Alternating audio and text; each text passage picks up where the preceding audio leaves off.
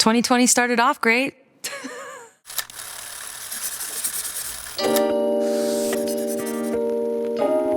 For myself personally, in like a perfect dream world, I would have thought you play the 2020 WNBA season, you play the Olympics, you hopefully win a gold, you hopefully win a championship, see you later. What a great way to go out. That clearly wasn't an option.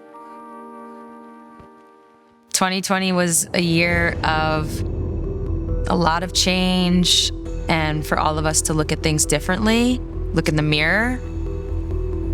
As a women's basketball player, it changed the course of our league. USA Basketball put together this huge tour, all in the name of generating hype around women's basketball. What was also happening was our CBA was getting signed. So we've now got this like epic CBA where we killed it. We got all this money. All arrows are like pointing in the right direction for women's basketball. Nike stepping up in this huge way where they're really going to promote our team. Like, we're going to be the focal point of all these things. And the pandemic took it all away. I think all of us collectively were like, are you kidding me? Now we don't know what the hell is going to happen. If we don't play, if we don't have anything, what happens for women's basketball? And then you have the social reckoning that happens. We all see George Floyd get murdered. We all hear about Breonna Taylor getting murdered. Every time you turn on the news, it's in your face. And simultaneously, we're trying to figure out if we can have a season amongst all of this.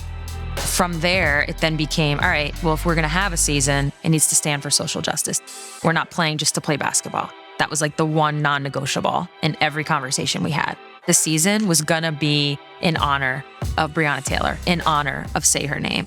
Leading up into what ended up being the Wubble season, there was all the negotiations that went into putting on that season. Those negotiations were wild, a lot of raw emotion. And this is really where I like fully and truly learned there was gonna be moments where I was gonna need to be quiet.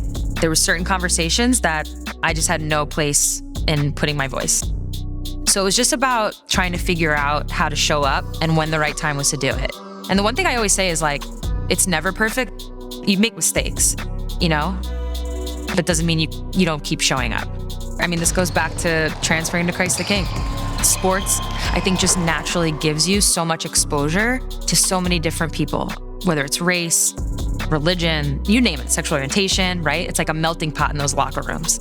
I also understood I could help my friends or my family or whatever conversation I was in, even if it's just you and one other person. You can always create change. It's not just because we're WNBA players on ESPN with the media platform we have. No, that's not the only way to create change. And then at the same time, having my own realizations of the privilege that I have as a white person, how I can now use that. Once we had established what our non-negotiable was, the league had to figure out how it would work for them financially, logistically.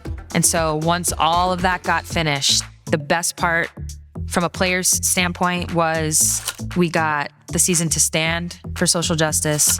We got 100% of our money, and we got through a bubble season in a pandemic. If I had to say one statement about it, I would say I feel as if this shift in 2020 now just allows really all of women's sports to get the shot they've always deserved. The reality of the WNBA is that we're majority Black, we're women, right? We have trans players. So it's this melting pot of all the marginalized groups we see in our world.